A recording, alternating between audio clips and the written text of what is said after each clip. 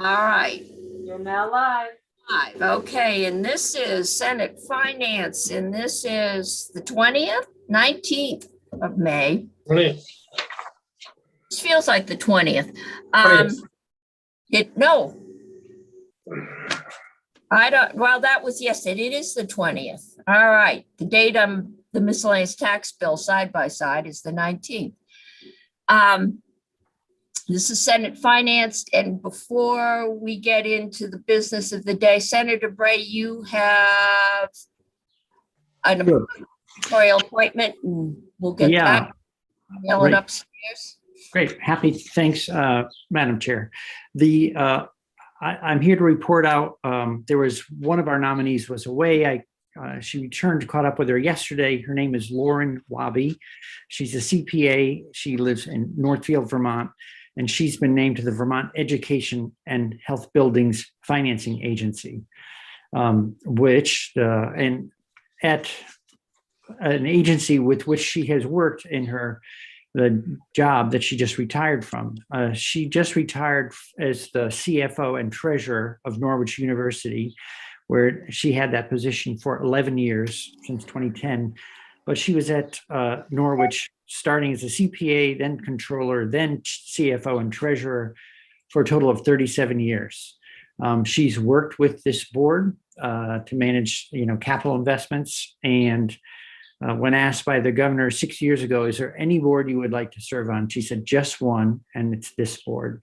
So from our conversation, she is exactly the sort of person that any board that's dealing with financial matters, especially capital costs, bonding, et cetera, would love to have on board, because she's experienced, knowledgeable, and very enthusiastic. She has a Bachelor of Science in Business Administration, summa cum laude, from Norwich, actually. So, and that completes my report. I would recommend her to the committee for recommendation to the full Senate.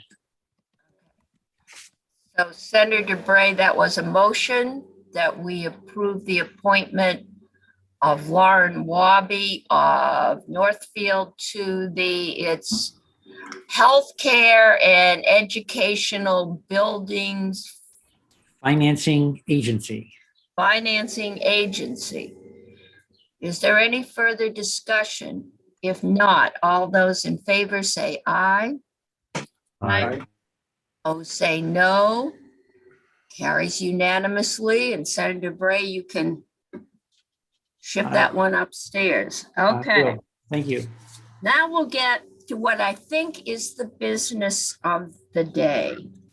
And Abby has sent us a side by side, and Mark Peralt is going to be joining us. But this has been such a fast-moving time,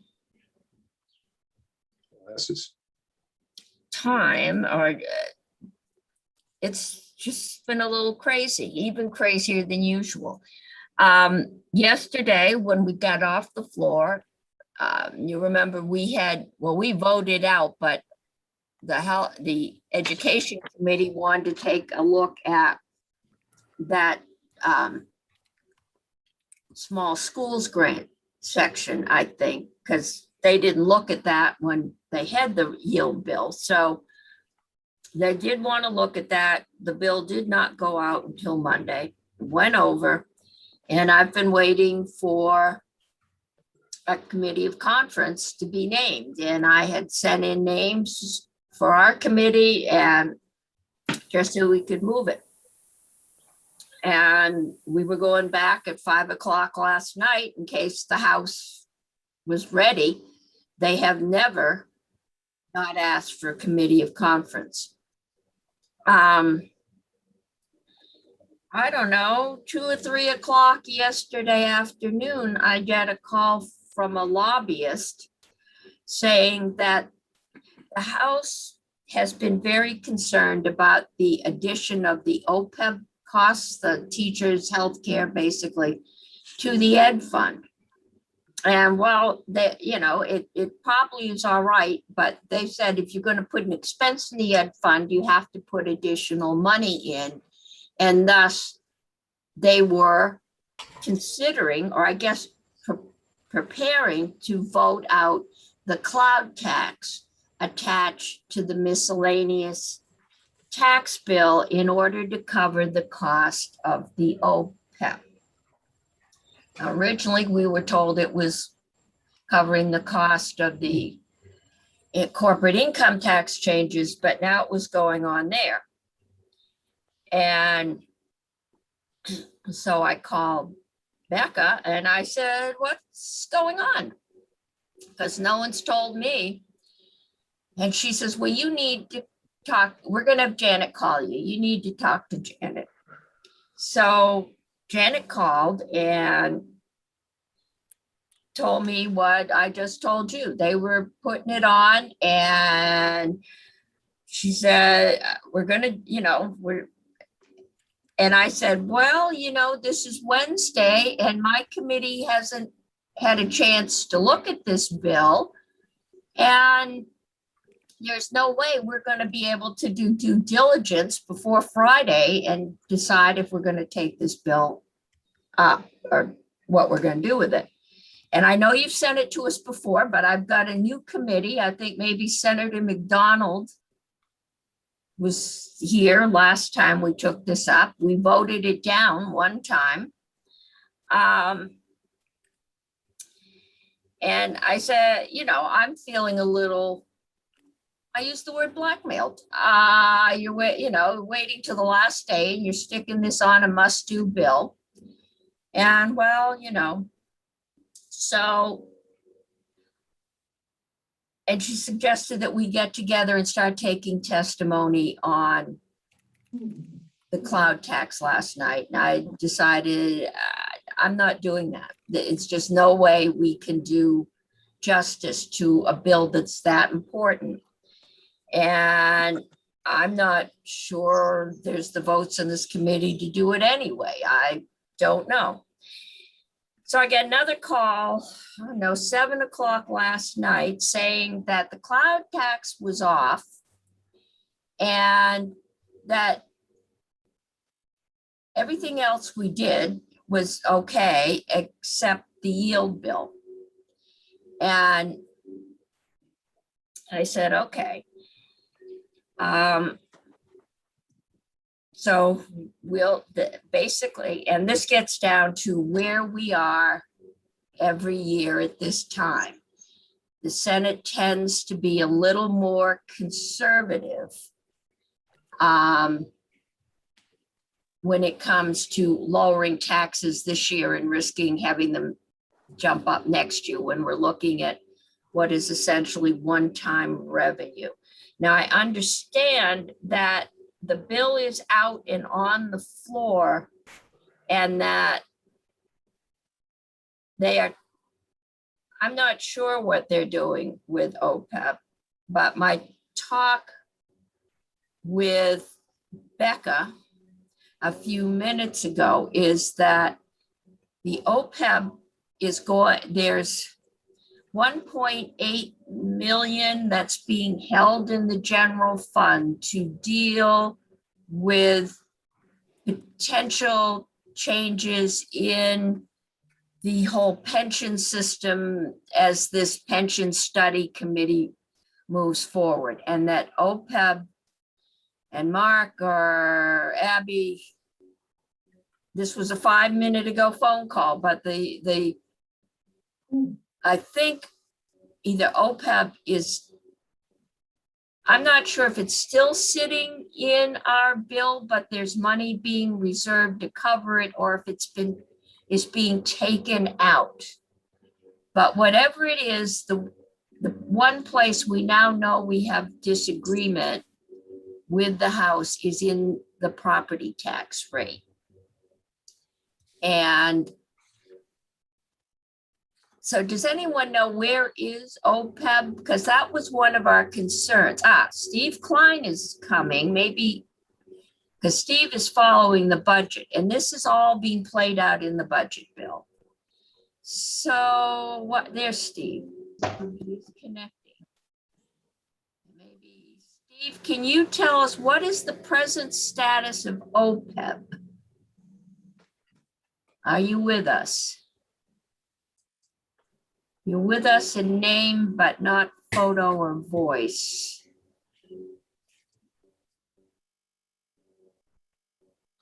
All right, I think we're still trying to get, there's Steve. Okay. So Steve, what is the present status of OPEB? Present status of OPEB. So, well, first of all, nothing's been, the budget committee's meeting at 11:30. So there is no, With us in name, but not photo or voice. I'm with you in name and not photo and voice. No, you here now.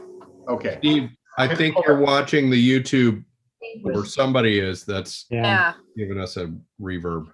we're hearing two of you. Okay. Can you hear me now? We can hear you now. Okay. So first of all, I just want to be clear that there's nothing, no committee has met yet, but there is a concept that is being explored, as I understand it this morning, which is to, as you said, there's 150 million general fund reserved in the budget for this pension discussion. That's what's in place right now. The proposal is to add to that 14 million of ed fund that would stay in the ed fund that would be put in reserve for that pension discussion, so that there would be 150 million general fund and 14 And million. that's the money that was on the bottom line. That was the money that was on the bottom line, and it would just be set aside in a reserve in the ed fund. And then what would happen is the language creating the OPEB obligation in the ed fund would be dropped. And so what'll happen is this committee that meets this summer, I guess, would set up another bill. It's already happened. It's the committee, the legislation is passed, would then develop a plan and do it. But what we would do is be setting aside this 150 general fund and 14 million ed fund to provide resources for that committee to use in their deliberations. And so that's sort of where things are likely to move in the appropriation side. And I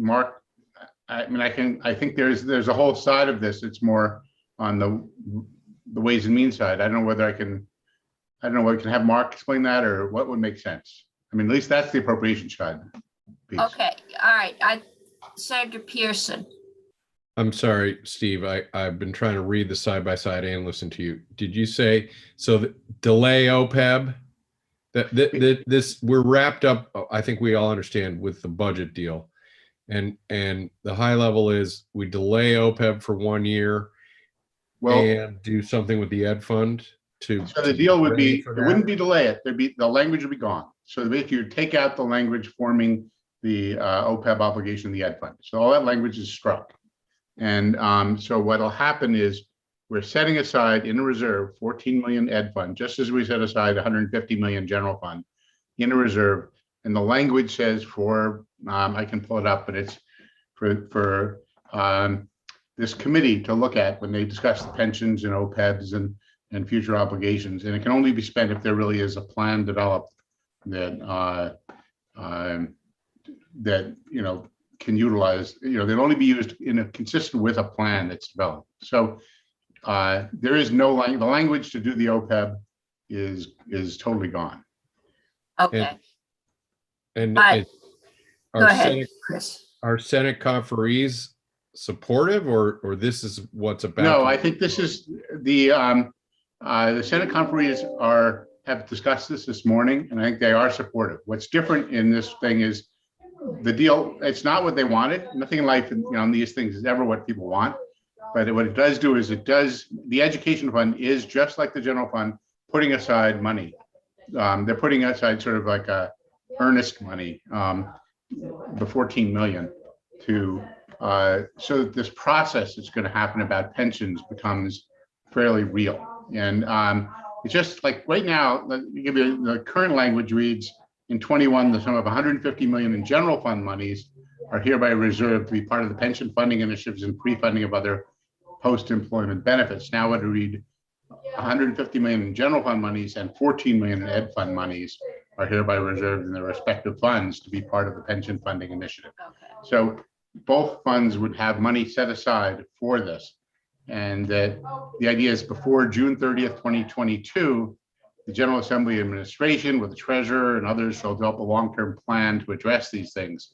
And this money can only be spent if there's a long-term plan as part of a long-term plan. So that there is no, and that language was already part of the budget in the House and Senate. So Okay. the only change is just the adding But to the general fund, the ed fund amount. All right, the only change, we got the bill with OPEB put in it. The budget had already done that. We never even, it was a done deal. Well, no, the setting aside of the idea of looking at it was a done deal. What's Right, not, but the when we Senate got, added was actually moving it to the ed fund. And so Right. that'll come out. right, no, but when we got, we never really talked about OPEB because it was given to us as a done deal. We paid the $13 million with ed fund money and went and then decided not, we wanted that cushion at the bottom. So we decided not to lower the property tax in order to have a cushion at the bottom. This just takes OPEB and puts it aside, but it takes actually 14 million out of the ed fund. So the money's still coming out. And it's not there for property tax and sets it aside until a decision is reached as to what's going to happen. All Well, right. Maybe Mark can explain that part of it, if that's okay. Okay, well, that's the question for us at this point, because we're back to where the bill came to us. You know, OPEB, well, where the bill left the House. OPEB was not in. The money for OPEB had not been taken out, and there was 13, 15 on the bottom line. We spent that 13. Now that 13's been just set aside, we're back to the question of what do we know at this point that might or might not make us feel comfortable with lowering that property tax rate? Because Right. that's what the House proposal is going to ask us to do As part of the deal. So Mark. as Mark can part talk of the about that. deal. Yeah. So we've kind of removed both OPEB and the money for OPEB. And now you look, Senator Pearson, you look confused, which is, I'm sure it's by eloquent explanations, but. I'm confused and I'm wrinkling my face because it's not strictly to do with our section, but the change in pre-funding some of the pension challenge, right? Did you say the Senate bill, as I understood, brought down the deficit a little bit? Now you're saying we're just going to hold it as an indication that we're serious about this. Right. But that costs us money. I mean, if I can pay off a bunch of my mortgage this year, I'm smart to do that. Can you help us? Well, this is not the Senate didn't quite, there's a compromise here. So what they are is setting aside the money. They're making the OPEB is not part of this, would not be part of the decision. So what happens is this committee would look at it. And you're right. I mean, the Senate position was, let's start moving it. There's 800 million liability that we could get a handle on. This would not be, there'd be nothing in this bill that says that is going to happen or not happen. It just says that there's going to be a group looking at this and a plan, we're having a long-term plan, and we're setting up aside some earnest money. So you're correct. The lack of this is a movement toward the House's position of not doing it. Right. But it also sets aside money. I had that discussion with Janet yesterday because part of her argument was, well, we don't have to pay it this year. And I said, yeah, but that's how we got into this problem because it compounds. And so next year we will owe what we didn't pay this year plus next year's plus the compounding. And she said, yeah. That's a reality. So Senator Hardy. But but this conversation about the OPEB and whether it's prepaid or there's funding set aside is actually in the budget negotiation, right? And our part of it is the tax rate. Is that correct? Right. Okay. So I just wanted to make sure, because when we talked about this bill, the miscellaneous tax bill, the first time, we didn't actually get into all these weeds about the OPEB payment. No, we just accepted it as having been put in.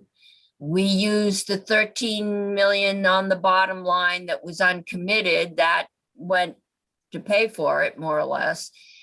And then we went about putting some money in the bottom line. And I thought I'd have Mark walk us through, because of the way we've set up revenue forecasts and things change, and you know, so I thought I'd have him give us a more updated projection on what we think the ed fund may look like next year, and then we can use that, if we're comfortable with it, to decide what, if anything, we want to do with a tax bill. There's also been talk, and I'm still not clear if it's part of the House proposal or not, and that's even after having asked Janet, that they would like to hold that tax rate stable for a year or two, but I don't think that's a deal killer. So I've got Senator Bray and then Senator McDonald. Thank you, Madam Chair. So I'm just I'm looking at the side by side to just see what our task is for today or right now. So I'm seeing that there's the homestead rate, non-homestead rate, and yields are in there. There's a section on where concludes with the treasurer's report. And then there is also a change in the allocation of the rooms and meals tax. Like there's a bump from 25 to 32%. That's also out, is my understanding. That was another way that the House was proposing to put money in. And it's my understanding that okay, because OPEB is not in there now, the House is very focused on, if you're going to put an expense in the ed fund, you need to transfer money to cover it. We did that, I believe, when we put the basic teachers' retirement in. Okay. Is that where, I think that's where the original rooms and meals tax came from. Okay, so then rooms and meals is off the table because we're not creating that obligation. That was the latest report. Okay. All things are fluid. And the TIF, Burlington TIF district comes up, audits, and I told Janet what I told them. Either they work it out, or it might or might not happen. Okay.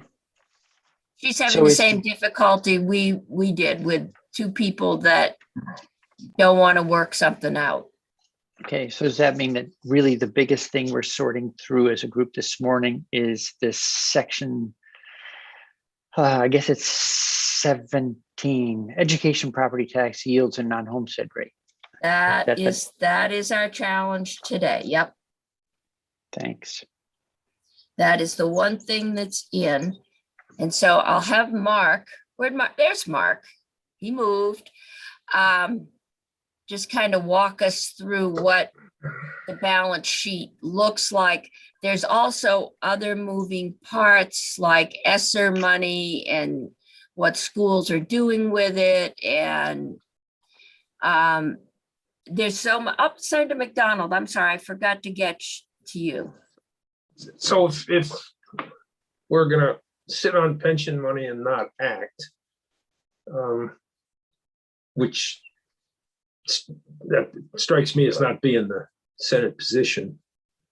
And the House is also suggesting that they want to cut the property tax rate at the same time we're not acting on pensions? Well, the pensions are not in our bailiwick. So they are being and have been negotiated in the budget. So that's where they've gone, and I don't know, they're proposing that we not do anything to pensions until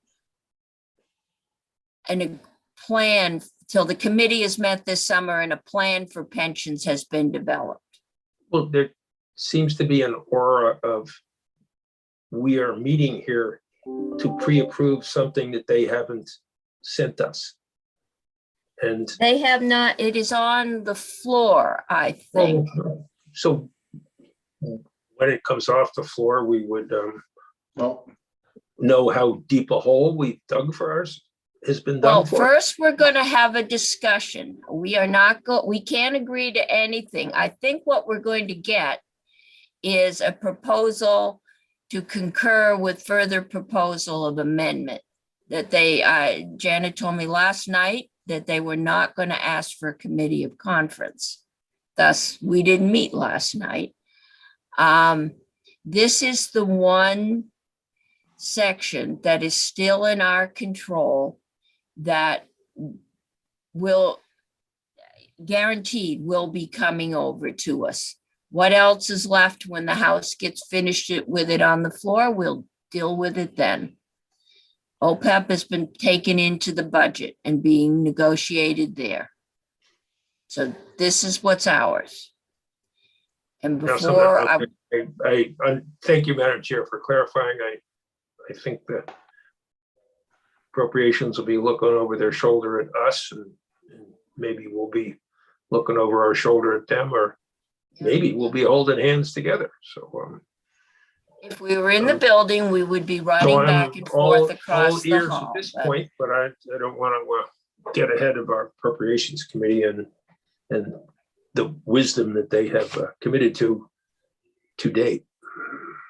So let's, all right, Mark, why don't you walk us through and tell us what some of the variables are out there? Okay, so I earlier I had sent over a balance sheet to Faith. Do you have that in front of you so that I can walk you through it, or should I put it up on my screen? You're talking about the education fund outlook? Yes. Yeah, it's on our website. Okay. Okay. So it would be easiest if you could have that in front of you when I walk you through this. There's a lot of moving parts, and I think it'll be easier to go through it this way. So the sheet that's in front of you for FY22, there's 4 different versions, different scenarios underneath there. The first one is what the House passed. The second one is what the Senate passed. The third is the House proposal that was discussed in Ways and Means yesterday. And then the right-hand column, which I'm going to go over now, is a proposed compromise that Steve described. So I will just walk you down through and hit the moving parts as we go through. So up on the tax rate section, this proposed compromise would maintain the House. Madam Chair, Yes. we're taking testimony on numbers and fiscal and numbers, and compromises are political things, and that's our job. Okay, So well, perhaps this if the is- witnesses could stick with the numbers, then okay. we Then, might. then we will just stop with proposed, okay? Yeah. Walk out in your mind the word under proposed. I don't know how to do that on Zoom. All right. Okay. All right. Okay, let's keep going over what we've done so far, and then where it is proposed, we might consider going. Yes. Okay. So I'm just trying to describe this particular scenario. Nobody has approved anything yet. It's just a proposal at this point, a scenario. So if you look at the lines A, B, and C, you can see that under this scenario, the House passed tax rates would be maintained. Those tax rates are about $0.015 lower than FY21 tax rates. Okay. If you then jump down, all the way down to, Mark, yes. what is the revenue difference between Senate and what does that penny and a half mean for the ed fund? Okay, so in terms of the homestead education property tax, it's about $5.2 million. And in terms of the non-homestead property tax, it's about $7 million. You can take a look at that. I can break it out for you, but you can take a look at it on lines 1A and 1A and 2. Very good. So it's about $12 million. Okay. Thank you. So that's the first difference. The second difference is if you jump down all the way down to line 18B, you can see the $13.8 million that the Senate was going to use to cover the cost of OPEB. And in this right-hand scenario I'm showing you now, there's no appropriation in there for that. Okay. Okay. So is that's falling to the bottom line? No, that's being moved to a Yes. special fund. That's right. So then if you jump down to line 25 under the allocation section, you can see that there's a $14 million transfer that I've just labeled additional reserve. Okay. That's the $14 million that Steve was talking about that would be held in reserve in the education fund pending discussions that would happen next year. If you then jump all the way down to the bottom line, line 31, you can see that this would leave about $1.3 million in surplus on the bottom line, Plus the reserves. plus the normal 5% reserve. Now, if you wanted that bottom line, line 31, to be bigger, to maintain more surplus in the education fund for use in FY23, you'd have to take the tax rates up. And there's basically a penny and a half difference in what the Senate originally passed and what the House passed. Okay, and I don't know, it does feel kind of odd to be arguing over not having enough money on the bottom line when the reserves are full. We are not usually in a position where we would say, gee, having $1.5 million on the bottom line isn't enough. Right. You've But got almost, but if you look at OPEB, that the money that's in reserve just covers this year. When we come back next year, unless there's some decision to find another revenue source for the ed fund or take OPEB out, which I think is unlikely because I think it is an education expense, and I believe Ways and Means thinks it's an education expense. We're going to owe another 14 million plus any compounding.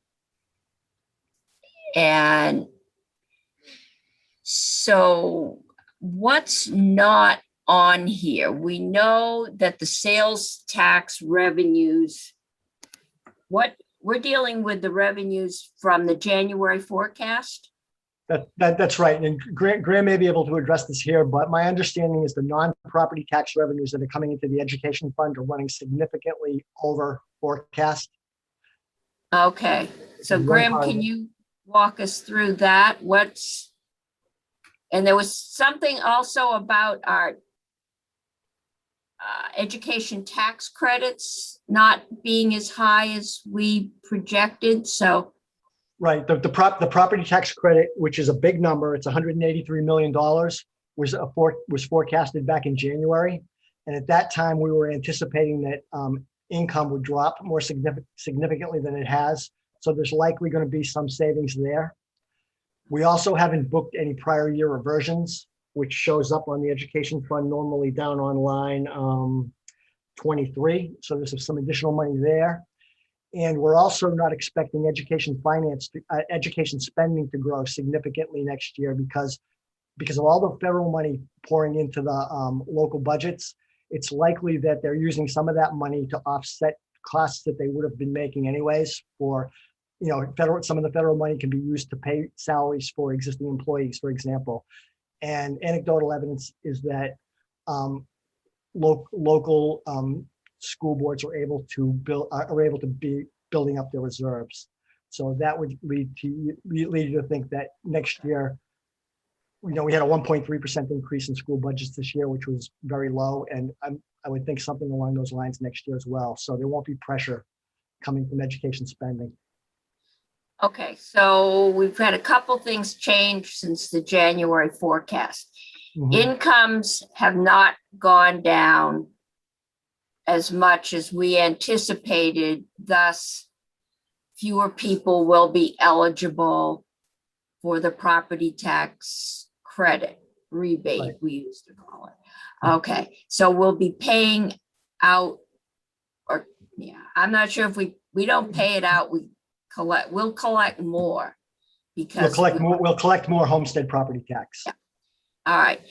And sales tax, well, Graham's going to tell us about the sales tax revenue, plus the fact that schools are receiving so much federal money.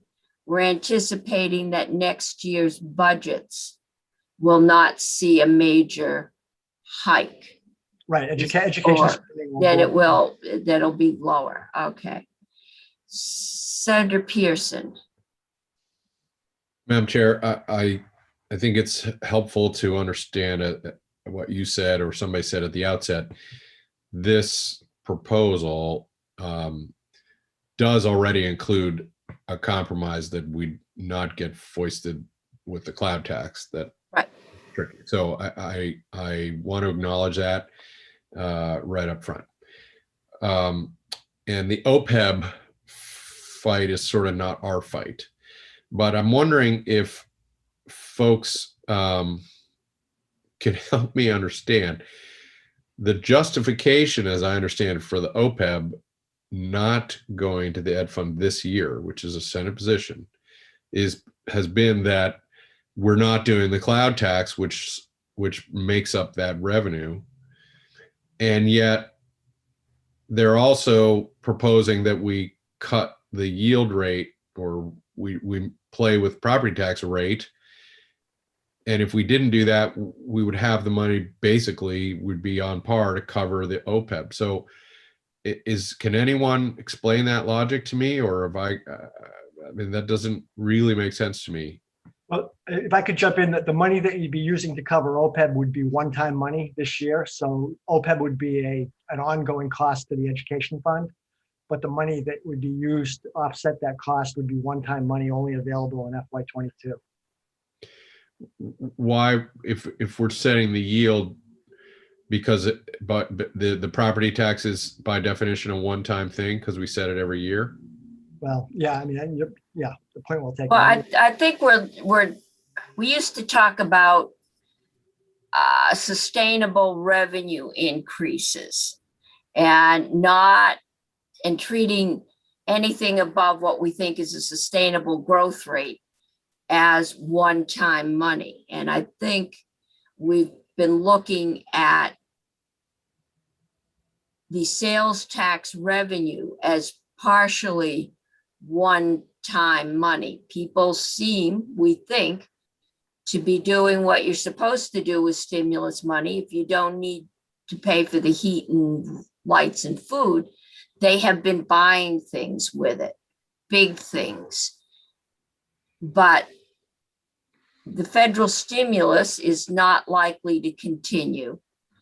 And neither is a certain portion of that sales tax. We just don't know. And Graham is looking puzzled, so maybe I'll let him chime in and tell us if I've got that all wrong. But I'm Graham Campbell with Joint Fiscals. I apologize if I'm looking puzzled. I don't mean to look puzzled. The status in the education fund is that education fund revenues are running about 17 million above target.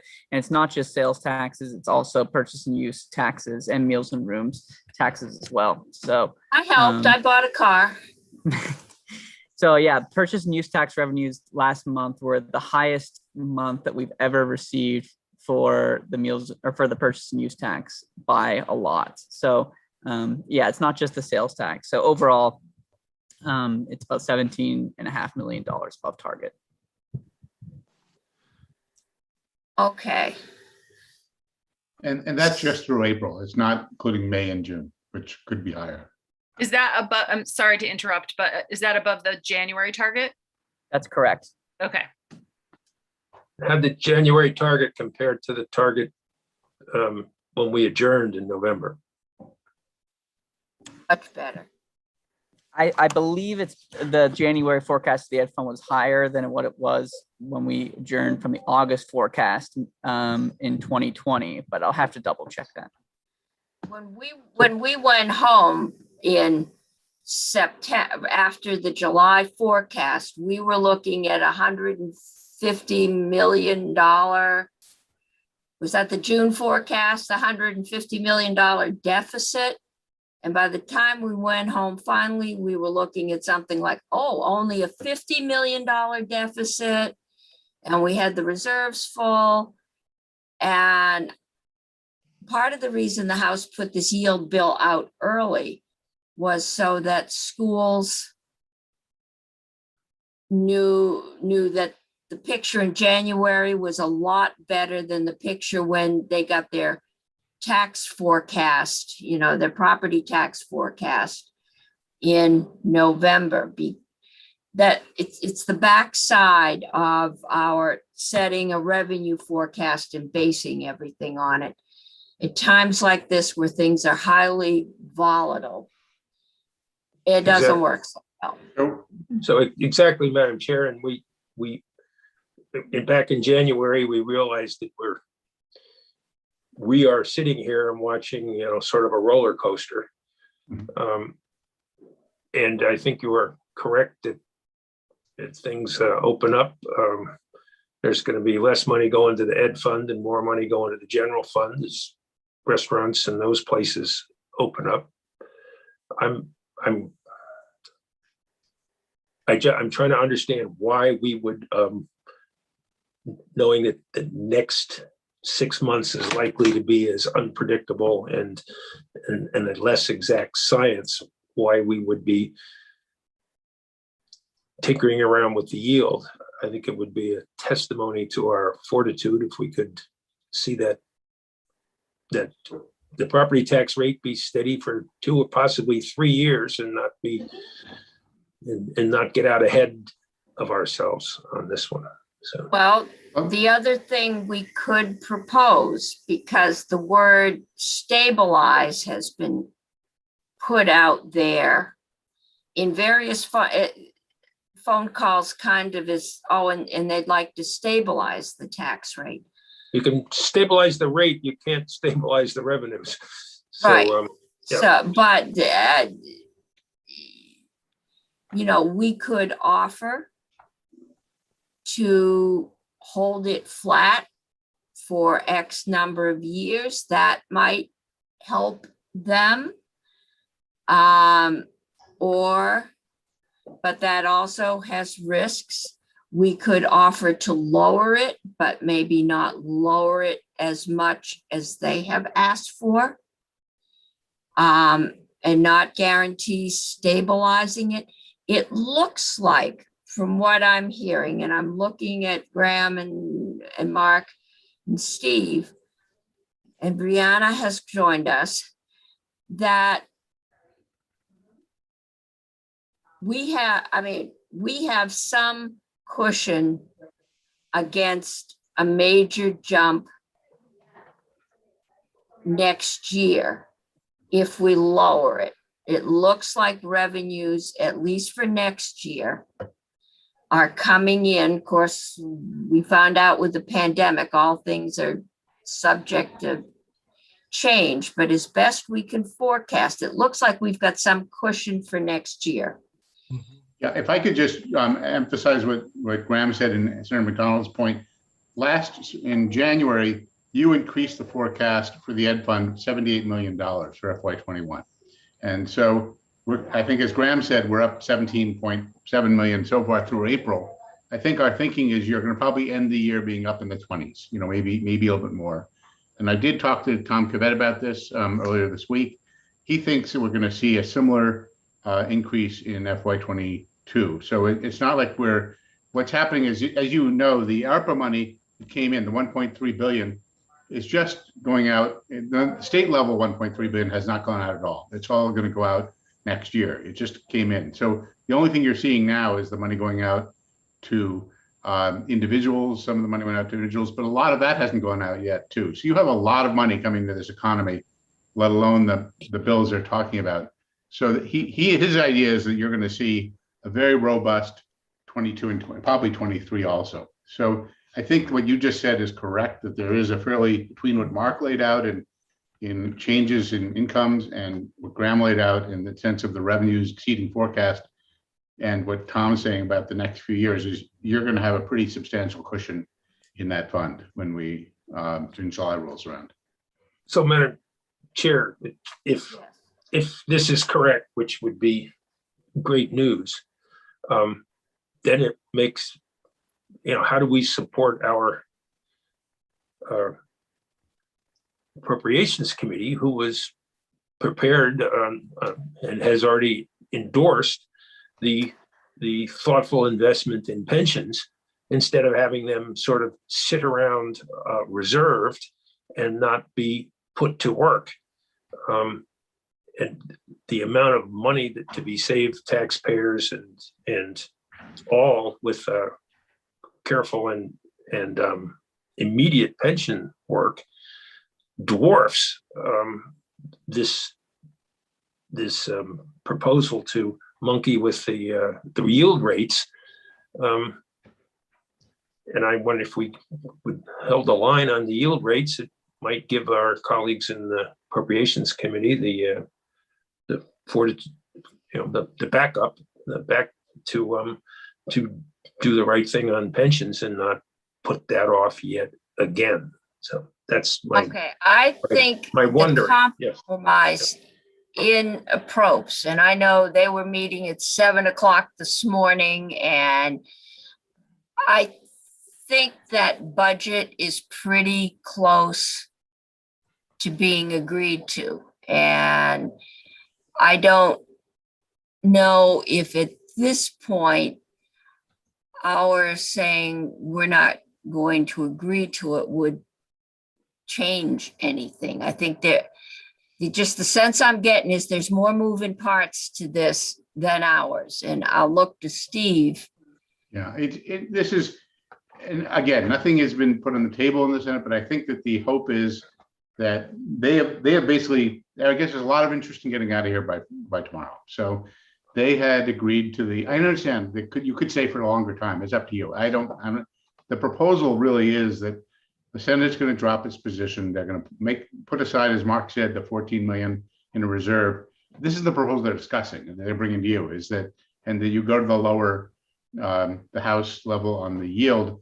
And it is a proposal that everybody's talking about. If you don't want to do it, then that's your call. I mean, it seems to be what's on the table as a way to sort of settle this moving forward. But this is you're a committee and you can do what you want to do. But that is what was sort of laid out this morning as a possible proposal to settle things. And I think that the Senator Probst has been told to wait until you and Senate Finance or House Ways and Means.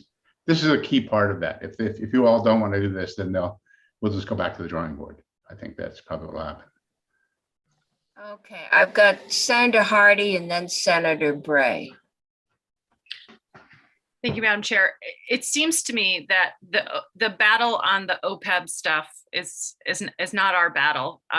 And while I think it makes sense to pay for it now rather than later, that's a compromise that the budget people are trying to work out. And I also think that given what we've heard from Graham and Mark and Steve about the potential for a lot more revenue coming into the education fund because of sales and use and property tax, that it doesn't make sense to, I think that because of that, there's a good argument for lowering the property tax rate because we are going to have money on the bottom line next year. And I think that there is the maybe unspoken hope that we would be working with our House colleagues to come up with other non-property tax revenues for the fund next year, whether it's the cloud tax or something else. There are opportunities to look at other revenue for the education fund, and there are opportunities to, but with all of the stuff that changes that are happening to make movement. So I guess my bottom line is I'm okay with their proposal to drop the property tax rate this year, given all the other money that's out there. Okay, Senator Bray. So Madam Chair, if we're okay to do Now that, I've got Senator Bray next, all right? So I have one quick question just to make sure I'm reading the helpful accounting sheet that Mark walked us through.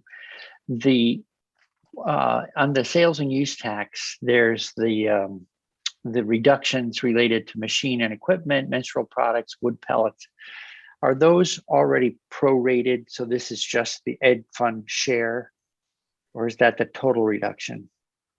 It's a total reduction because the ed fund gets 100% of the sales tax revenues. Oh, right. Okay. Right, and just to be clear, the machinery and equipment exemption is not part of this. My understanding is that bill is not going to move. So Yeah, that It's just- we didn't get that out. right. So Okay. it's just the two provisions in 436. Thank you. And then the other question is, if we do have if we do see the revenue increases through a healthier economy that we all are hoping for, is there any possibility of, does it make sense to consider setting aside more than 14, as part of being prudent? So yes, we may be delaying, but we're also setting aside a larger payment that's not questioned right from the get-go. I don't know. I'm just putting it out there as a way of making some progress on the notion that most of us, I think at heart, if we have the money, we'd like to make an extra mortgage payment when we can. But if we're going to delay, is there any way of softening that some by doing more than 14? And there are enough moving parts that's a very genuine question. I don't know if there's a downside to that I don't see. Yeah, we're only looking at 1.3 million, and that's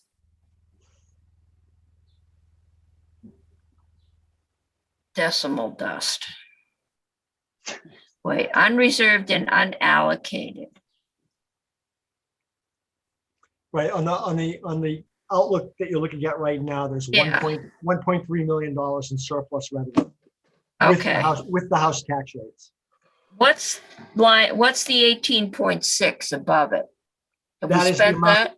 That's the amount we're carrying forward from FY21. So that's what you're starting with as a surplus, Okay, FY21. but we've spent that by the time we get to the bottom line? Yes, Okay. That's probably where the 14 is coming from. All right. But is the Can I 14? ask a clarifying? Sorry, go Chris. Sorry. Well, so is the 14 not on this sheet? the 14 is on the sheet. If you look on line 25, you can see that there's an additional reserve there of $14 million on top of the 5%. Oh, there. Okay. Okay. Thank you. Can I ask a clarifying question, Madam Chair? Yes. So if Graham or Mark or Steve, whomever, or Brianna, if we get additional revenue in, as you're predicting, like we have more sales tax revenue that comes in, or sales and use, after we've set the tax and yield rates, there's another, is it July that there's another revenue for- estimate? Right. Okay, and then what happens if there's extra money that's come in that we haven't accounted for here? Does it just go to the bottom line and wait for us to act next year on it? Yes. Okay. It'll just fall right to the bottom line. It'll be sitting there when you come back. Okay, so, but your guess, or your educated guess, is that we will have additional, we already have the 17 million potentially, and we could have even more. So, okay. Yep. And Steve, the OPEB fund, the reserve, the Senate position was to just pay that right away. The compromise position is to reserve money and wait to pay it until this off-session task force has made a long-term plan. Is that right? You're muted. Yeah, so the answer is yes. The problem, but the key thing in this is there's no commitment to a plan. There's no commitment to the resolution of the plan. It could go any number of ways, but you're correct. They're setting aside the money. The group is going to plan it, and then they'll come back next year with a proposal which could require additional money going to the ed fund, could require funding. It's totally left to whatever that planning process comes up with. Okay. Thank you. I've got Senator Pearson, then Senator Bray. Again, sorry if I've missed this, but the OPEB reserve comes out of something, right? So how does that not come out of the bottom line? It does. We had 14 million on the bottom line. Or when it came to us, it had 14 million. It has We- 7.7 on this sheet. I think that's because we spent it. Well, I'm looking at well, maybe the House had spent it too at one point. All right, so you're saying that I don't understand, but I shouldn't worry about it, Mark? Yes. For all? Yeah, there's $14 million that's being set aside in the fund, the same way the 5% stabilization reserve is sitting in there, the $40 million. So there's money in there set aside. Okay. One way to think about it, if you look at the House proposal when it came over with the lower tax rate, you'll see 14.4 million on the bottom line in the House proposal with the lower tax rate. And so what this is doing, there are other changes obviously, but 14 million of that is now going to this reserve. And instead of having 400,000, you have 1.3, and Mark can probably run through why there's some slight differences. Right, so it's the 0.4 plus it's the 0.9 that the House was carrying for the machinery and equipment. So I see. that brings you up to 0.4, 1.4. So So if this we is- do this, we put the money aside to pay for OPEB where it probably will end up in the ed fund. And we're reducing the tax rate. So we have reserve, almost $40 million in reserves, which we can tap and have. What we haven't said it, but next year, unless they take it out, we will owe something. Now, there may be adjustments to OPEB as we go through the pension discussions. It could go down, it could go up. What we haven't, and I suppose it depends on when we pay it, what the compounding is, and we are way above my pay grade on this one. But what we haven't put anything aside for is the cost of the compounding. We've got the money to cover this year, but we don't have any money, so we come in the same position next year with OPEB. And I have no idea if it's possible to figure out what that might be, because pension stuff has all been done by appropriations. And I'm assuming it's been so painful that they are not agreeing to put this off lightly, that they know, even though it's not in their budget at this point, what the cost of delay is. So I think that's what's got me a little uncomfortable. And I don't know, I know I'm not supposed to say that word, but waterfall. where if money comes in ahead of revenue, more could be set aside in that reserve for next year. I don't know. Senator Pearson, you had your hand up. I just to your point, as I understand it, Chris Roop has, in one of his reports, people are telling me on the sidelines here, there is an analysis that basically 50 million now it saves us in 30 years. You know, it's to your point. But anyway, we have that number somewhere in JFO. And I get, Senator Hardy, what you're saying. That's kind of not our jurisdiction, but it also is our jurisdiction. The ed fund is jurisdiction, and this whole thing. So it's all wrapped up together. I don't believe entirely we should sort of only narrowly look at our thing. Anyway, all that is to say, if anyone can help us really understand what that delay costs us in the pension, I'd be grateful for that. Yeah. And I also hope we won't immediately take a decision here, Madam Chair.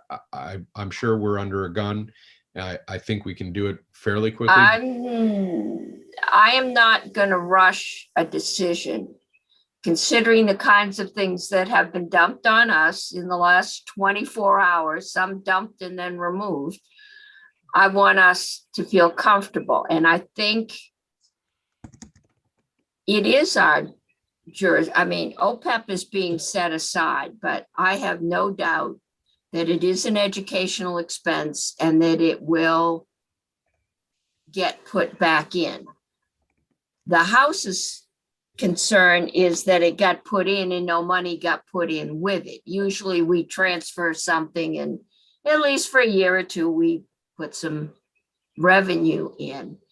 That didn't happen this time. It just got put in because we had the money and the general fund didn't. But our having the money is not guaranteed for any amount of time. And eventually, we also picked up a $30 million hit this year in the regular teachers' pension payments in the ed fund. And there's the now looking like a little $8 million free meal it's impossible. We're not taking free breakfast away from hungry kids. So if the feds don't keep doing that, that's a hit. And revenue may keep up for another year or so, but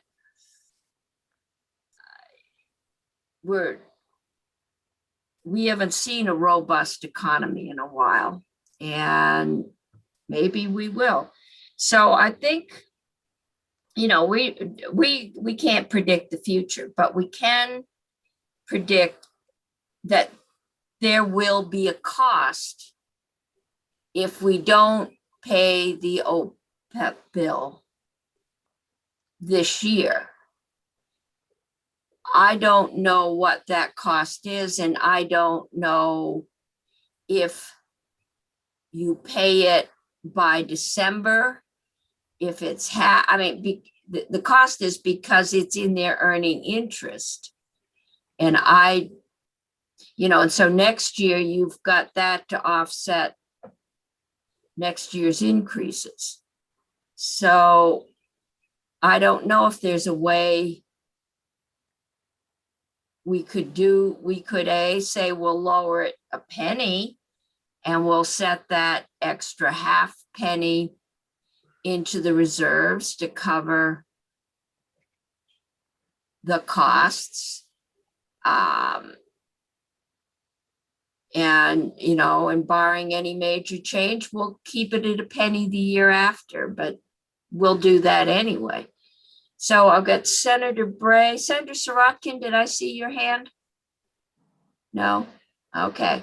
So I got Senator Bray. I thought I saw another hand. So I don't know what the timing constraints are on the committee for making a decision, but well, the bill hasn't come over yet. It might Okay. be here at 1:00. Okay.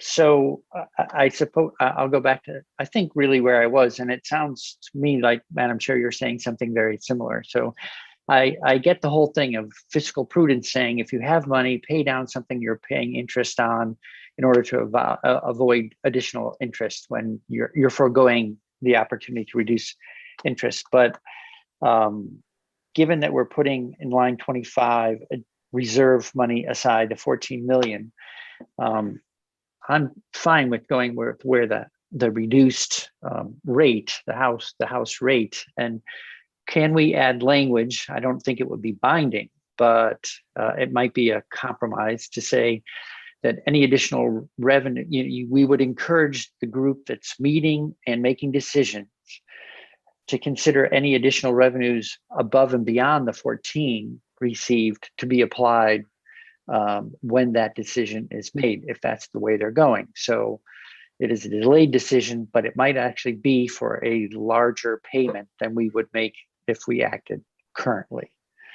I'm trying to save the best of both things. Okay. So, Senator Hardy. Thank you, Madam Chair. I do think there's some urgency. I'm hearing that there is some urgency to us Well, figuring this out. We want to go home tomorrow. Right, But we don't have a bill to act on at the moment. right. We I don't hear that. have to make a decision now because it may still be it's still a work in progress on the other side. So just a response to Senator Bray, I think I appreciate maybe trying to find some kind of compromise language to put in. I too am comfortable with the tax rates that the House has proposed, given all of the other factors. One thing I would caution about putting in language that sort of gives them the authority to use any other additional revenue that comes into the fund is that we may want that revenue for something else. And so I would just, I don't know how we can, maintain the flexibility on that. And I guess I would just, again, say that the Opeb deal is one that's being worked out by another committee. And I'm just, wondering if we could stay focused on our part of it. But the paying for it will be ours. Right. And and Senator Bray, and then I've got Senator Pearson. So just to clarify, to respond to Senator Hardy's, I would share that concern about we don't know what we don't know yet, so we don't want to bind ourselves. But so I was actually thinking about just language that encourages them to consider. It's addressing the concern we have, and saying we're trusting you to make the right choices. You'll have different information than us, and it would let us be ready to move. Also, since we're going to be meeting again, it sounds like, right? Since we don't have the bill, we'd have to be meeting again, I guess. Assume 10 minutes after the fall of the gavel. Okay. Is it possible to have someone find that figure of what an additional year's interest costs, so we have a sense of scale? Can I just say, I think that's going to be very difficult to find because overall, there's a lot of money to be saved, $800 million of liability. The problem is that every year's number changes by a whole bunch of factors, including numbers of teachers that are retired, numbers of teachers in the system. So we don't actually know if the 13 point will go up or down each year. We just know that I guess we could take a number and say, if you put 13.8 in the market now and assume the 7% return, we assume for the pension system, how much money we would be foregoing. And that we could clearly do. Steve, isn't the 14 million sitting in the education fund also earning interest? Yeah, but it only earns that's short-term interest. So that would be at the level of 0.5% or less. Okay. If it was invested in the pre-funding concept, it would be earning 7%. So it'd basically be about 7%. Doing 7% because we're having trouble because it wasn't doing 5.5%. Yeah. And so it's when you put in the market, you could go the other way, but our assumption is always, the assumption right now in the retirement system is for 7% interest.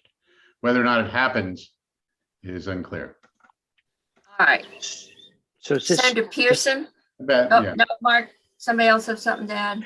well, I'm I'm looking just trying for to my understand the math that's going by here to say, are we talking about 7% interest on $14 million for half a year? Because we'll be back in half a year. yeah, you're right. So it'd be about $490,000. Half a Thank you. million. Okay, Senator Pearson, There are years, decimal dust, right? there are years when I beg for $500,000 and never get it. This year it's decimal dust. I want to just be clear because I've asked us not to act immediately. I'm all for acting today. There is urgency. I don't think that we're so far off here.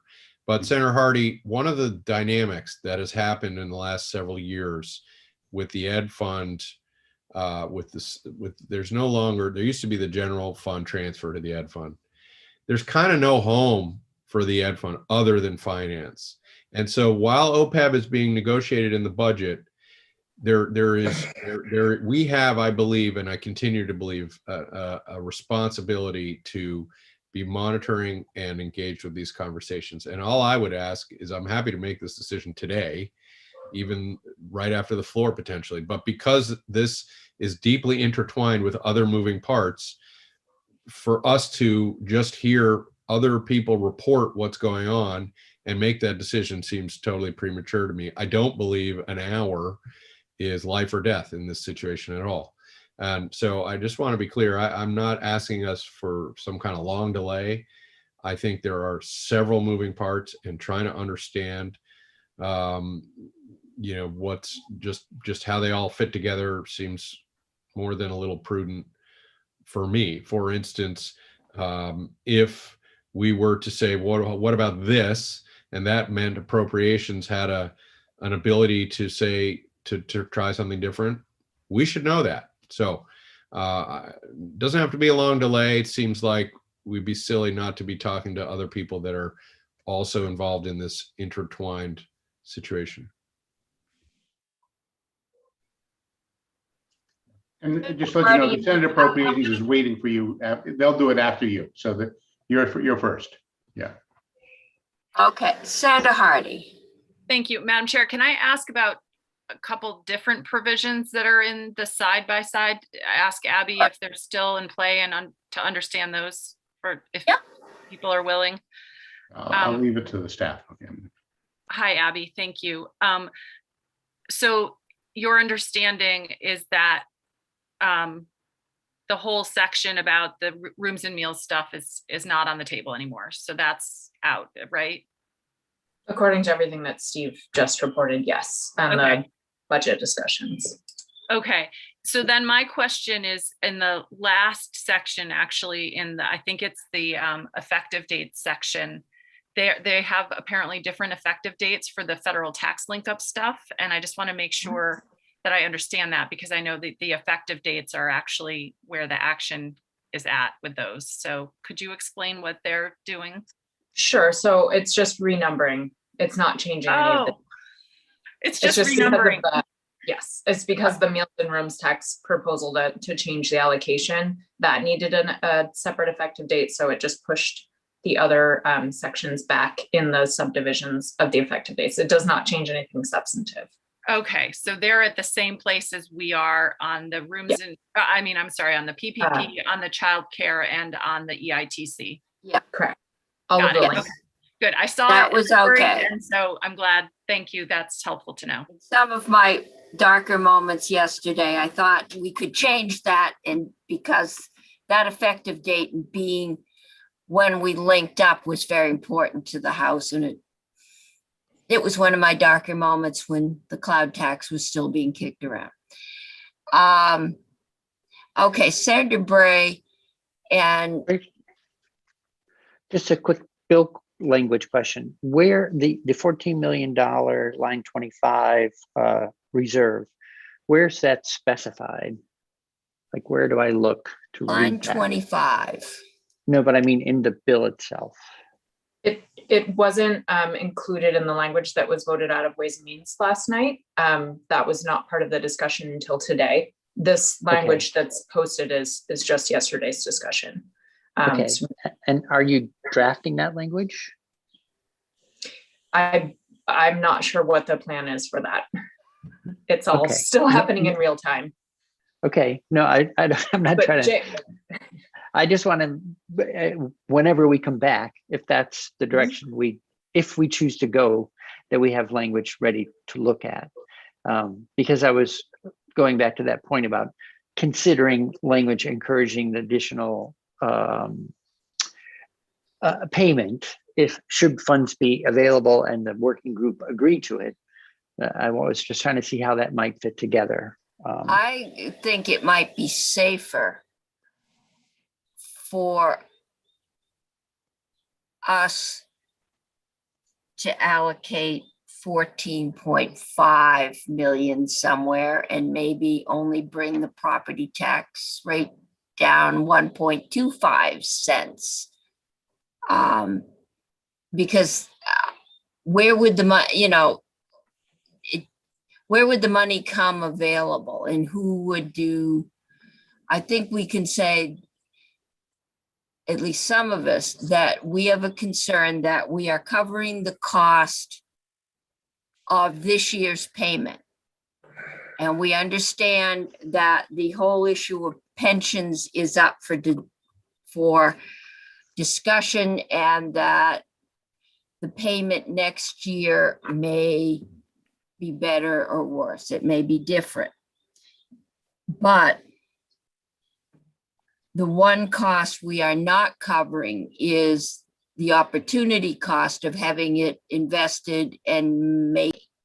And so we will have to make that up next year. And the question is, it sounds like $500,000 is a nice round number. Where do we get that from? Or we can just say, fine, we'll deal with it next year, which is pretty much what's being said. I think that the other bodies, and I assume it's the committees, all of them, base concern is we put a cost into the ed fund. The ed fund is flush this year, so we didn't put any revenue in to cover that cost. And in the past, the High School of Vermont Community High School of Vermont has been kicked back and forth. Adult Basic Ed has been kicked back and forth. Now, this one is being kicked back and forth. I think anyone deciding in the near future that it's going back, given the state and the projected state of the ed fund, that it's going back, it may change depending on the negotiations, but I'm not willing to bet that it's going to go back to the general fund. I think it's ours for the time being. And next year, we're going to have to come back and figure out how we pay for next year, plus the interest, the loss of revenue from this year. And so, and maybe we can find another tax. That's why the additional rooms and meals was in there, but I'm just getting a text.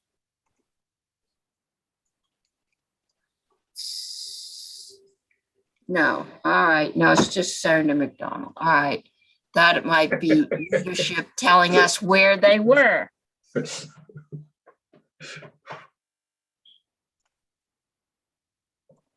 Yeah, so I want to give you a break so you can get maybe some lunch before we go on the floor. So I'd like to kind of poll the committee members I haven't heard from. Senator Bray, you have. Yeah, just a quick question. I want to make sure I'm in my mind, I've got this interest, the ability to pay money to reduce a future interest owed. We're still paying, is it correct the statutory amount required, and so this is just foregoing an opportunity to pay more in order to reduce future No. expense. I don't know. I think the 14 million, this is teachers' health care. Retired teacher. Cost Right. of their present health insurance, OPEB. Right. There may be a few little retired teachers' health care. And we have always paid that until 3 or 4, maybe 5 years ago, out of the funds in the retirement fund. There was no pre-funding. It was a pay as you go. The present treasurer came in, we borrowed, I think it was $25 million. We borrowed it from ourselves. We set it up, we paid it back, and we now have a separate ongoing fund. Those bills are being paid. This is the present estimate of what we need to pay in to cover our present and future costs. If we pay it in now, it's not that we're being charged interest, it's that we're losing the revenue for that would flow into the fund because it's invested in a stock market. And so next year we would start, even though the 14 million's aside, we would start paying, but the fund would still be short the $500,000. Sure. If that would cut, I have no idea if that would cut down on next year's payment. It would add to the health of the fund. Okay. And so I think the health of the fund's a great thing to be focused on. I mean, we want to be fiscally prudent, all of us. Does it buy you any comfort if we suggest to this working group that they prioritize, or in their considerations prioritize additional money being paid to this, so that we don't This working group enter. is the working group on pensions. I think that this will be decimal dust to them. They have got so much to deal with. They've got some money to cover, but I don't know that suggesting I don't think it's going to be on their radar, given the enormity of what they're trying to deal with. So Senator Sorokian, I haven't heard from you. And Senator Brock. So I just want to be sure in this bill that there's, other than this OPEB issue that we've been discussing, there are not any new ideas being floated that are like carry forward from that the House couldn't pass, that they're using this as a Christmas tree on at this point. That's one thing. And in conjunction with what we're talking about, I've never been a fan of the fact that I know it's long gone history that we went away from the education fund transfer from the general fund and set up these separate funds and funding sources. But I notice in this bill that there's something in here about changing the proportion of the rooms and meals tax, and in 2023. That's off the table, Michael. It's not, it's no Oh, longer. I saw it on the side by side. No? It's That's all apparently it's changing. not, it wasn't. Go ahead, Abby, sorry. No, I'm sorry, I interrupted you. That was part of the OPEB proposal. So since that is changing now in the budget conference, the everything that's on the side by side that relates to OPEB and the meals and rooms tax allocation, that in theory would not be part of the miscellaneous tax bill. Okay. When you asked about anything that's new that was on this proposal, what the committee hasn't looked at are the 2 TIF provisions. I don't know if you want me to give a general overview of those. Those are slightly different from what you passed out. Haven't heard about those at all. I wasn't talking about that. I was talking about like brand new ideas. We proposed some stuff on TIF and they're countering, but Right. I was just like brand new ideas of bills they couldn't get passed and they're tacking them on here, which they were thinking of That's doing not happening. the cloud tax in some ways. So, but they That was happening last night. It is not happening now. okay. That's Okay. those are my comments.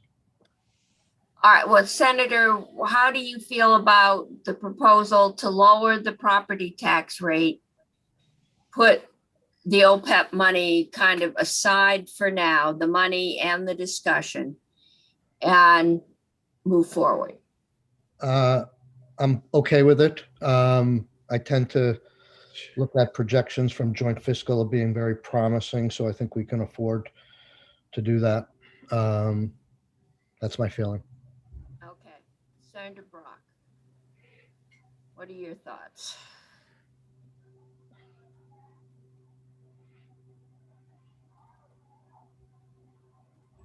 Senator Brock? I look at the overall pension situation and always ask myself, how did we get into this mess? And one of the ways is not by not paying money in when we should have. And I would pay the money in now. That's one. The second, we talk about the TIF stuff, and I look at in the bill, I'm still concerned about the Burlington waterfront TIF of starting it later than we should. And I would in fact accelerate that date if we can. Okay. If we're talking about other issues in the bill at this point, I thought we were just talking about. Well, no, we'll get, yeah, I haven't even focused on what they did with TIFs because at this point, I don't think TIFs is a non-starter, except maybe for the auditor. And I'm disappointed that those involved are not playing well with each other. But So am I. yeah, I mean, you know, it's just not something we need to do. And I wouldn't mind if we just strip the whole thing out. It's. I wouldn't want to strip it out. It's almost sad or comical to watch this going back and forth. I feel they're both right. You know, or I don't know. Find a date that works.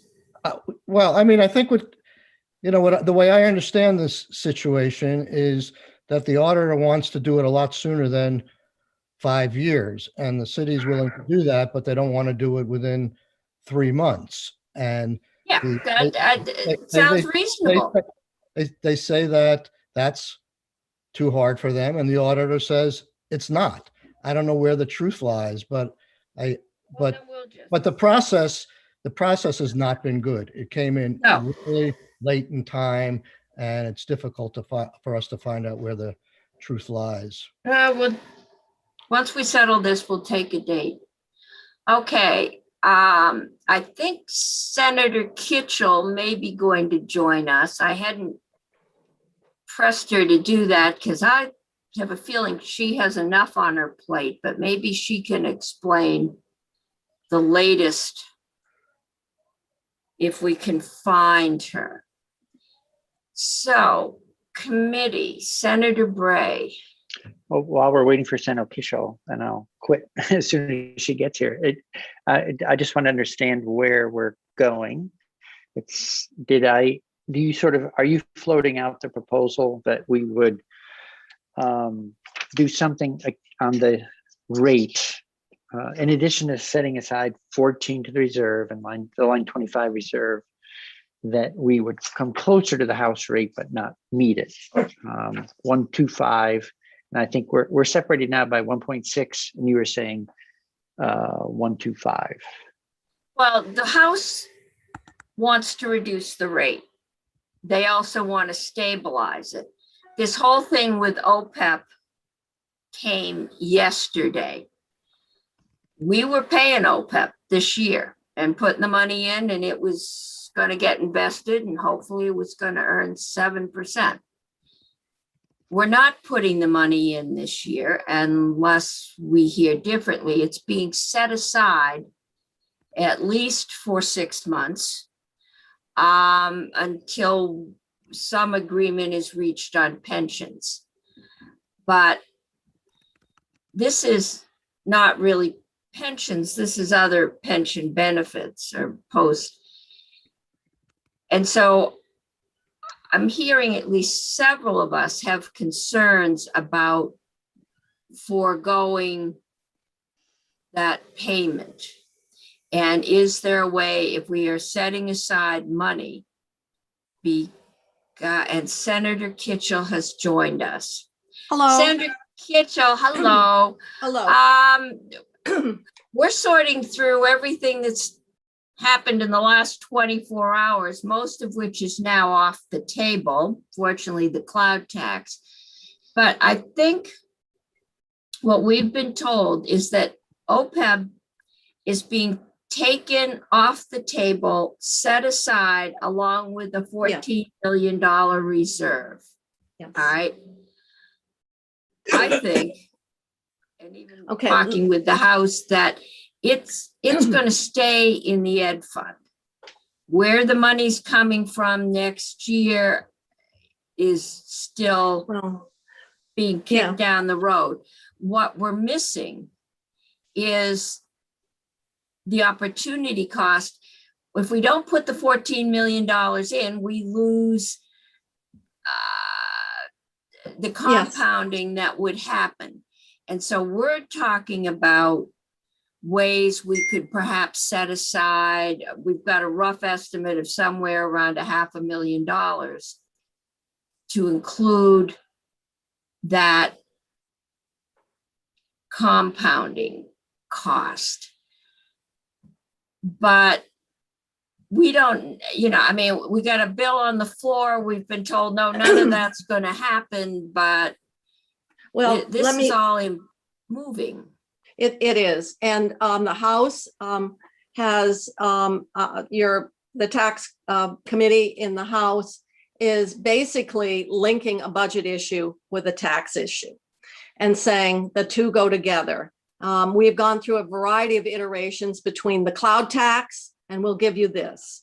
We'll give you this if we get a third of the rooms and meals tax, which was like, well, why would we do that? We're trying to address the pressure on the general fund. So we rejected that. We originally said, what about the bank franchise tax revenue moving in? That was rejected because it didn't have the growth potential that they wanted.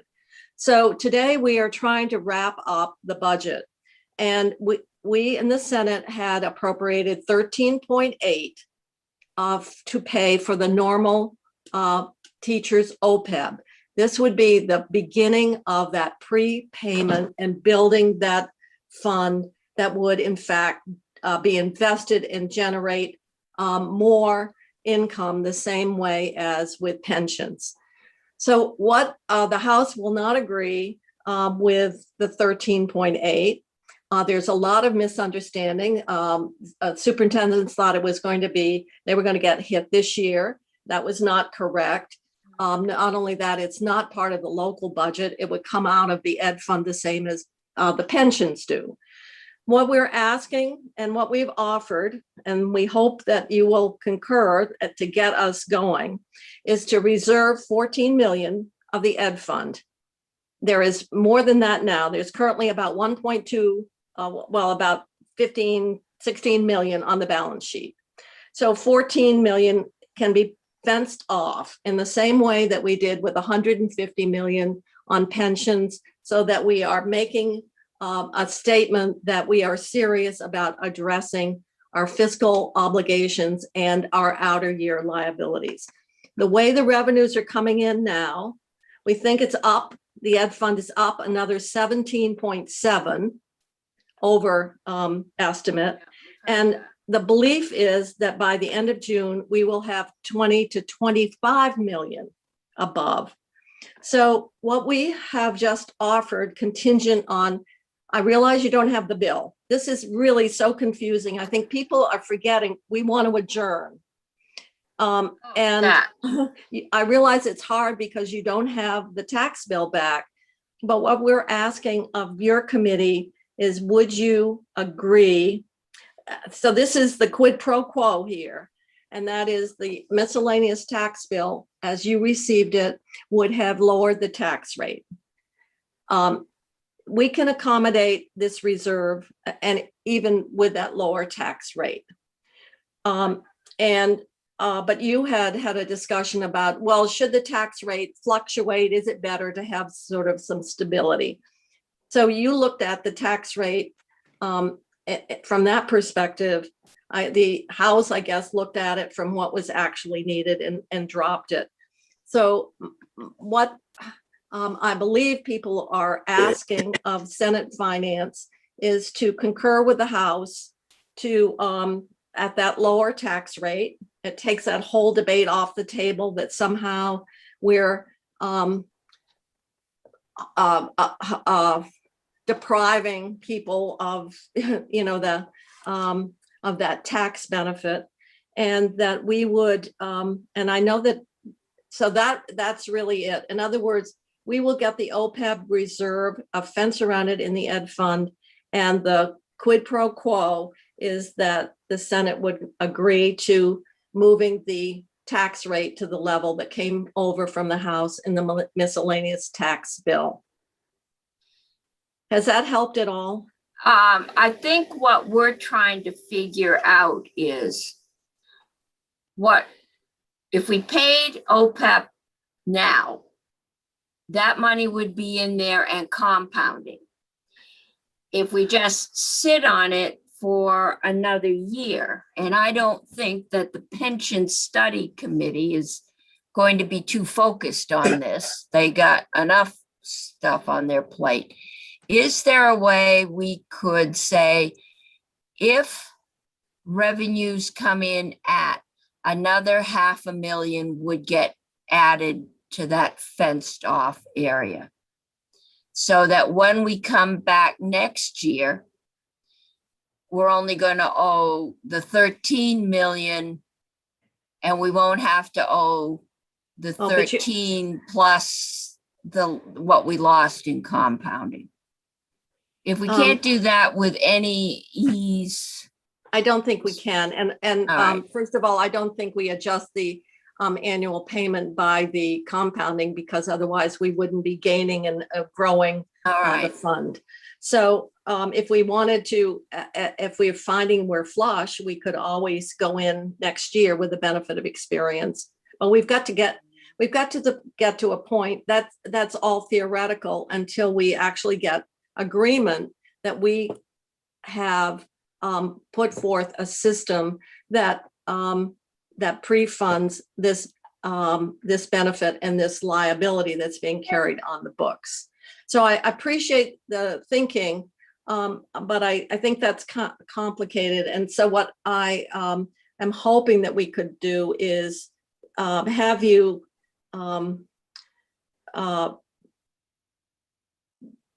get in so that we can get this middle ground and agree with the tax rate, which is always hard when it's gone out at that rate and then you're putting it back. So it becomes kind of a lightning rod, as you well know, when you're doing tax rates. Keep this money fenced off and give us the capacity to do what we in the Senate felt very strongly about. This has been a very, very difficult process. And anybody who has listened to the conferees has known that what we're struggling here is with the reconfiguration of revenues into the ed fund, which was done a couple of years ago. Yeah. The growth of those revenues in the ed fund are very robust. The ones that are funding the general fund are much more anemic. So the ed fund, it's like 20% increase, general fund 3%. And as I said, when I presented the budget, the impact is in this zero-sum game. Anything that's funded from the general fund is paying a heavy price. And those are generally the benefits and the services that impact our most vulnerable, our long-term care, our reach-up families, our higher ed, our state college system, our mental health system that's riddled with vacancies. And so when you're on appropriations, you're looking at all of that in totality, and you're seeing the interplay. And that was why we proposed this, because we know that it's got to be done.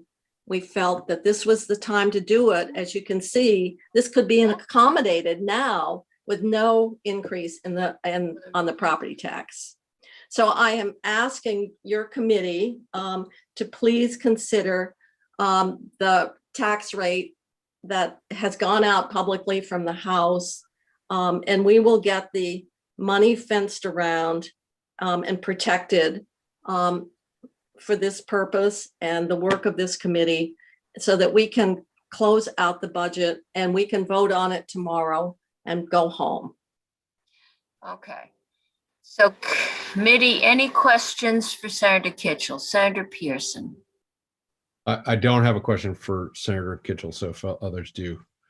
I having been one that was wanting a little time, this has helped me gain clarity. I have to accept some of the things that I can't change. I do note an email from the auditor saying that the timing of the TIF is not consensus. So what I would suggest is we assert our position there, we stick with the auditor there, and otherwise let folks know that we live with the rest of the compromise. Okay, well, I'd like to give you about a 10-minute break before we're on the floor. We will come back and we'll talk about the auditor when we get an actual bill. Can I ask a Senator question, Hardy? Jane? Yeah. Yeah, thank you. Thank you, Senator Kitchell. That was very helpful. One question I have for you is the language that fences off the 14 million, that is in the big bill. Is that correct? Yes, it will be. Would it be Yes, you're correct, Senator Hardy. It will be in the big bill, and it'll go with 150 million on the general fund side that was fenced off for the pension obligation. So it's really doing the same thing on the ed fund side that was done with 150 million. So that both will be in the same section of the budget. Okay, so you don't feel like it's necessary for us to put that language in this miscellaneous tax bill? No, I don't think so. Okay, great. What I need is your agreement on the property tax rate at this point. I realize from Senator Pearson's comment, obviously there are other parts of that bill that still. You don't care about the TIF district on it. Well, thank you. This is very helpful. I am comfortable with going with the House's position on the tax rate. I have been from the start of this conversation, and I think that this just helps clarify. Thanks, Jane. Okay. Senator All right. Kitchell. Well, that's fine. This has been a marathon. Anybody who's been listening to the Committee of Conference knows how passionate we've felt to make this step forward. Get our fiscal house in order, give our teachers assurances that benefit. I mean, that we're actually putting money aside so that commitment can be made. And certainly the communications from the treasurer that have been sent to both Senator Cummings, me, and so forth is the imperative to do it now relative to what they were getting for communications from the bond rating agencies around our bond rating. So the other part of this, of course, is trying to get a positive signal, because if the bond rating goes down, municipalities, everybody's going to pay more, obviously, in terms of debt service. So okay, I am not finding one from the treasurer, so we may not. I had so many emails. From Faith, Madam Chair. Oh, from Faith. All right, I will find it. The letter that we got from the treasurer, I believe, was back in mid-April, and she said the importance of doing it now. And you probably no, actually, that is, and I spoke to the treasurer, she's directed her communication to the Appropriations Committee, because this obviously is in our jurisdiction, with a copy to Government Operations, because they are dealing with a lot of the pension issues and benefit issues, and to leadership. I apologize. And that was one of the things I said, this should have gone to the chairs of Finance and Ways and Means, and Well, to the education committees. we only do that because we've been given this. I'm assuming we budget the money, it's being paid. We don't handle it getting paid. The question is, are we digging? And I think we may need to leave it to you. Are we digging ourselves a hole by not paying on July 1st and putting it off till February? And could we dig less of a hole or avoid that hole? I think that's the question that had come up. Yeah. And the tax rates, I don't think are necessarily the issue. So Senator Hardy. Thanks, Madam Chair. I'm just wondering if it might be helpful for Senator Kitchell if we took a straw poll vote just on this piece so that she Okay, can well, have I've got assurances from our Senator committee. Sirotkin first. I missed him and he's been waving his hand. I'll be very brief, just because you brought it up, Senator Kitchell, I can't resist asking. Did we make a mistake in going away from? I can't hear you, Michael. You got to get closer. Did we make a mistake in going away from the education fund transfer and setting up dedicated revenues and not leaving that within a global appropriation? I think with the benefit of seeing what the growth potential is in the sales tax, that's why we have some language. I think it's in 2023 to look at this revenue configuration to see what the actual experience has been. It may vary. I will tell you, when you look at 3% growth on general fund and about 20% on the ed fund, one might think that the revenue streams that we gave to the education fund turned out to be the ones with the upside growth and the greatest potential. And so on the other hand, the education people are saying, well, you know, the ADEC, because it was artificially low, it should have been higher because of the lower rate of return and the demographics. The teachers' retirement that we did move to the education fund, but we moved revenue to go with it, went from the 7 million to 38. I would have more sympathy for that, except that underfunding as a result of the ADEC not being sufficient meant that the underfunding grew by $379 million. And all of that is on the general fund side of the ledger. So, I didn't take up a lot of time. I guess the answer is we're going to true it up, Senator Sirotkin, but at least experience to date is the more robust stream and the benefit has accrued on the ed fund side. And when we did this several years ago, it was a similar struggle. I can remember standing on the porch at Joint Fiscal with these discussions, and I was concerned about the sales tax being more volatile than the transfer. Yeah, but that was prior to the Mayfair decision. Yes, it was. And the statistics we had at that time said that historically, they demonstrated about the same, the property tax and were about the same volatility. Then we got Wayfair, and we have had hundreds of millions of dollars in federal stimulus, which is fueling that. The stimulus is going away. This is not a good year. This is an outlier. In 3 years, it could be the other way. But that slug of federal money is also distorting the general fund as well. And so they're both being influenced by that. And that ultimately gets us back to what we have for base. So, and it's easy for people to lump it all together and say there's lots of money. But that base will still be there after we get out of this pandemic and the federal stimulus dollars cease to come in. But it's going to be, this is going to continue, according to Tom Cavett, into next year. So this higher revenue scenario. So that is what I have to offer you. I hope that you can, I guess you're going to take a straw poll. And so if I can get concurrence on this, that would be so helpful to get at least the budget closed out.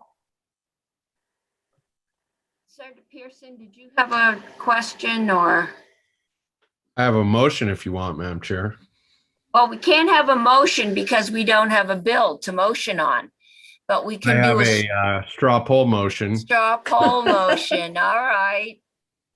We've still got a couple other issues. I'm just getting set to ask for a show of hands for folks that are willing to go along with this base compromise. The TIF districts we'll talk about, and we'll have to get together once we actually have a proposal from the other body to make sure it's the same thing. But Senator Bray, you have a question? Yeah, just before we get to the straw poll, and that is procedurally, are we aiming to either concur or concur with further proposal of amendment? And if it's the latter, is there time to make that happen? They are, my understanding is they are coming to us with a concur with further proposal of amendment. We, I believe, have one more shot. There's a limit to how many times you can do that, but we can at least go back to them. But again, any proposal we make is likely to upset their apple cart. So Senator Pearson. I was just going to say procedurally, I think if I had to guess, and you probably know more, Madam Chair, both Madam Chairs, they're looking for us to say, if you do it this way, we'll concur. So it's a quote unquote pre-game. And rather than a procedural game back and forth, that seems. Don't have time. We don't need it, I don't think. So anyway. I mean, there'll be nose holding, but at least on this property tax, is anyone opposed to going forward with it? Okay, I'm not. Well, Senator McDonald, you're waving. I can't hear you. Yeah, I'm opposed to it, Madam Chair. I'm gonna, Okay. I'll hold my nose. I would like to include the TIF language as part of our straw poll. So Oh, we're not we doing haven't, it no, we piecemeal. haven't even gotten to TIFs, but Well, I then don't think let's- the House then cares let's- about TIFs either. well, it's part of their proposal, Madam Chair. That's why we're Yes. bringing it up. No, this is But the it- property tax thing only. Well, this We is are on the piecemeal, and floor I'm not gonna participate in piecemeal polls here, but Okay, okay. I think we've given Senator Kitchell what she needs to know. We will talk about the TIF language and the rest of the bill when we get a bill with actual language. So we're going to be scheduled for 10 minutes. after the House is voted or what? Yes, after the House has voted, when we Madam have an Chair, actual proposal. Madam Chair, I'm uncomfortable with that. And I'm going to echo Senator McDonald. This is a package. They're asking us, will you accept our package or not? If we do, as I hear you suggest, then by then we'll be told, well, you have to accept this package because there's no No, more. all I am not saying anything to the House. This is for Senator Kitchell's Yeah. knowledge, so she I- can move forward. But why And I would, realize I'm creating, I understand the concern here. And that is if they come back and say, well, it's not only this you have to accept, but the TIF as well. I But then think we'll that's- say no. No one has mentioned TIFs to me in my discussion with the chair. but it's in that side by side and it's. just Okay, about so the we date. will, all right, we need to be in the floor in 1 minute. So 10 minutes after the floor, bring your lunch. We will come back and we will do and hopefully we will have a package by then. If not, we will discuss this proposal in a package that Okay. they I haven't guess even voted on. Madam Chair, I'm sorry to be a pain. I think you're undermining our package by giving them what they really want and this little dumb TIF timeline thing. Okay, It should I'm just- not making any decision now. Except, I think you are giving, probably I need to erase the board then. I thought that, generally speaking, the committee was saying that that piece of the bill you would concur with, but it did not mean that you were agreeing with all the other With pieces. of everything the bill. else. And That's we my might not understanding. agree with this if the other one becomes an issue. Exactly. Okay. This is just focusing on this one piece of it, Chris. There's time to talk about the rest of it. And the TIF issue is small compared to this. Budget is Of not course it is. depending. Of course it is, friends. And that's why you don't do them separately. Come on. Okay, well, This we is- haven't this is done so it. basic. This is so basic. Anyway, whatever. I'll see you on the floor. Okay, So elementary. Mhm. Jane, I don't know what to tell you. We're gonna have to have more time and we're gonna have to have time to go through the TIF section. Well, I need to communicate back that we would concur on this, but in no way does that mean that there is concurrence Well, on the rest of the bill. I think what they're saying to me is, no, we are not going to concur until we've had time to go over the whole thing. What you can infer, but we haven't had time to go through it. We don't even have it. So, Okay, okay. all right, well, I don't know when that opportunity will occur. So- I will try and get it out of here within 20 minutes after getting Yeah. off the floor. All right, I appreciate that. At least it's given me an opportunity to explain. Yeah. And I understand the concern of No, I committee think members the that somehow concern is it the is tactics. compromising your ability to negotiate other parts of the bill. Well, I think it's the tactics on the other side that I personally would just like to say no, but I'd also like to go home. So, Well, I share that feeling. And so the first leverage was the cloud tax, which I said, which was an impossible request because we're not in. Would you like me to end live stream